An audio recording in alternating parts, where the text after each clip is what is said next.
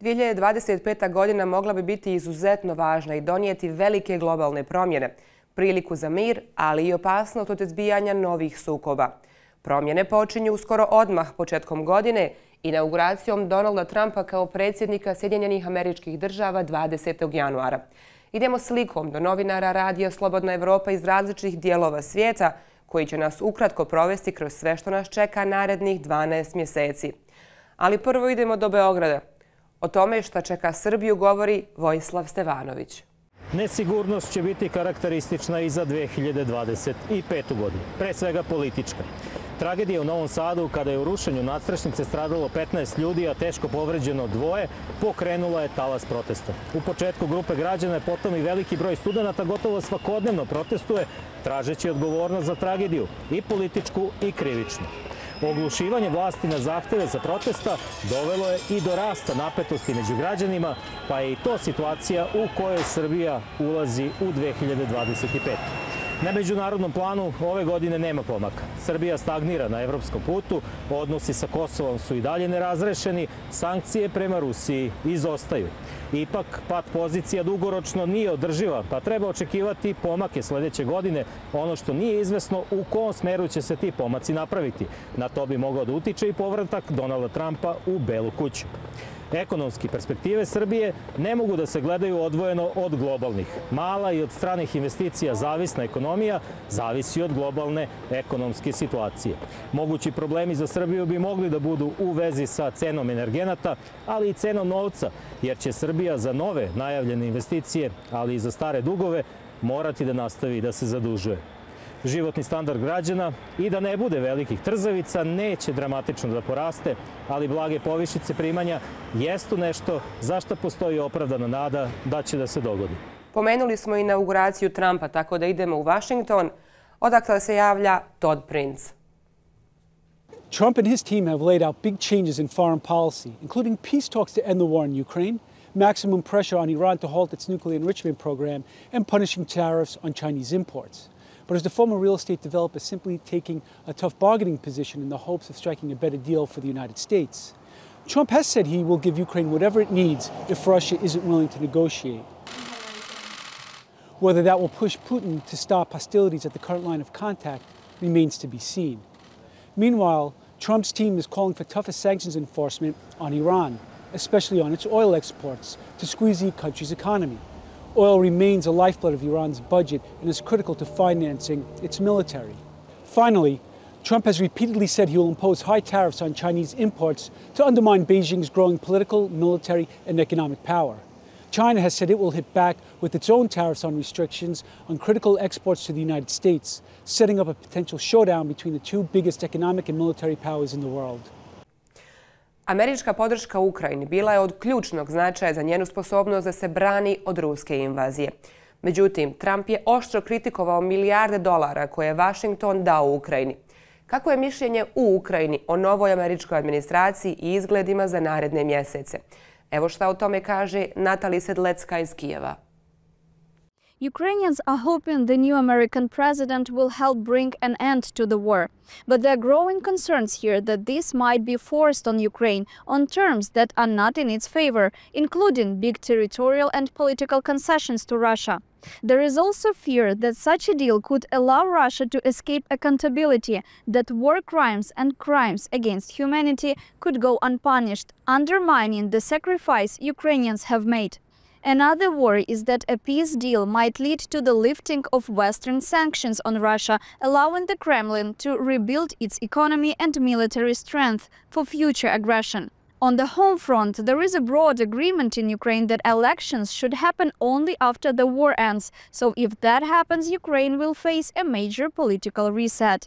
Research also shows that about half of the Ukrainians who've left the country are likely to return home once the war ends, but only if they feel that there is a secure and stable perspective waiting for them. Rusija je bila oprezna u reakcijama na razgovore o brzom primjeru ili mirovnom sporazumu u Ukrajini, istovremeno pojačavajući napade u pokušaju da se postavi u što jaču poziciju prije nego što pregovori počnu. Radio Slobodna Evropa je protjeran iz Rusije još 2022. godine, pa nam se iz naše redakcije u Pragu javlja Ksenija Sokoljanskaja. Russian President Vladimir Putin has indeed been ramping up his assault on Ukraine with increasing airstrikes on Ukrainian cities and intensified ground offensive in eastern Ukraine. Russia's budget for 2025 has record spending on defense and security, so one can suggest that Russia's leadership doesn't intend to end the war, or at least had no such plans until Trump won the US presidential election. Analysts are now debating whether Putin might actually be looking for a way out of the war, hoping Trump could help broker an exit on Russia's terms. Meanwhile, inside the country, Russia has continued to pass repressive laws against its citizens and foreigners. In August, Human Rights Watch published a report which says that civil rights have been systematically destroyed in Russia. Unfortunately, we have absolutely no reason to believe that this trend will change in the coming year. U blizini se nalazi još jedna potencijalna tačka sukoba – Gruzija. Izbori u oktobru završili su pobjedom stranke Gruzijski san, što je izazvalo masovne proteste zbog optužbi da su izbori namještani.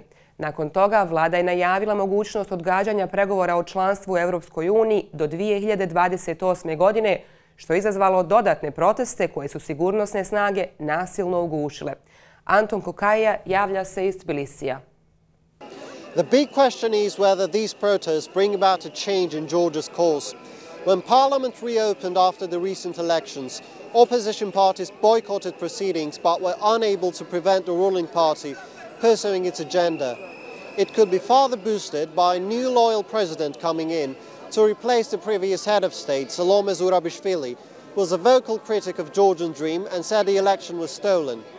If Georgian Dream still remains in power, a rapprochement with the West, especially with the European Union, appears unlikely, and Russia is visibly concerned with the developments here in Tbilisi. But it comes with a price. Economists have said that democratic backsliding will negatively affect the country's prospects for growth and prosperity. Dalje na jugu bila je ovo turbulentna godina za Bliski istok. Veliki sukobi nastavljeni su između Izraela i dva iranska saveznika Hamasa i Hezbolaha, koje Vašington označava kao terorističke grupe. U Siriji je u iznenadnoj ofanzivi pobunjeničke koalicije smijenjen diktator Bashar al-Assad. Koliko je situacija ozbiljna za regiju? Detaljnije Kijan Šarifi. Let's start with Iran. Its air defenses and missile production facilities have been severely depleted by Israeli attacks. This could result in Tehran rethinking its deterrence strategy in the coming months. That, some fear, may include developing a nuclear bomb. What lends credence to this is the fact that Iranian proxies have also been weakened by Israel. Chief among them is Hezbollah, which was degraded by Israel following a weeks-long campaign to stop it launching rockets at northern Israel. A ceasefire brokered by the US is fragile, but it will likely hold because Hezbollah needs time to recover and Israel would rather focus on Gaza and on Iran itself. But this is the Middle East, and when one conflict ends, another begins. As soon as the ceasefire went into effect, Syrian rebels, some of whom are backed by Turkey, launched a lightning offensive that ended Bashar al-Assad's rule over Syria. This will change the balance of power in the Middle East, as Syria under Assad was the linchpin connecting Iran's network of regional proxies. What comes next for Syria itself is hard to tell. Will the many rebel factions vie for power, or will they agree to form an inclusive government? Even if they do agree, it's unclear how they will align themselves internationally. Tenzije također rastu između Kine i Tajvana. Kina tvrdi da cijeli Tajvan pripada njenoj teritoriji i nije isključila upotrebu sile protiv ovog otoka. Tajvan je ključni zapadni saveznik i globalni dobavljač mikročipova, a vladajuća demokratska progresivna stranka odlučna je u namjeri da se odupre sve većem pritisku Kine. Reed Standish javlja se iz glavnog grada Tajvana, Tajpeja. Looking into 2025, the question for Taiwan is the same one that's been here for decades. What is Beijing planning? China is modernizing its military and ramping up defense spending, which is leaving Taiwan massively outgunned. That's heightened fears over a potential Chinese invasion, with some US officials saying that Beijing could make a move as soon as 2027. Whether or not that's the case, it's brought a sense of urgency here. Adding to that feeling is the return of US President Donald Trump. Trump is likely to continue America's strong support for Taiwan, but he's also criticized it. He said that Taipei needs to ramp up defense spending and suggested Taiwan should pay the US for its defense. Taiwanese officials say they've already boosted spending and are set to raise the budget to a record high. But while Taiwan is adapting to Trump, officials here are also closely watching the battlefield in Ukraine. Taiwanese officials have said that a Ukrainian victory against Russia is the best deterrent against any Chinese aggression. As we enter 2025, Taiwan is preparing for every possibility. Ovo su samo neke od ključnih priča u 2025. godini. Naši novinari će također pomno pratiti borbu za prava žena u Afganistanu, te kakva će biti situacija u Europi s obzirom na porast desničarskih i nacionalističkih stranaka, te kako će se to odraziti na eurointegracije država Zapadnog Balkana. Sve su prilike da nova godina donosi intenzivnu globalnu agendu.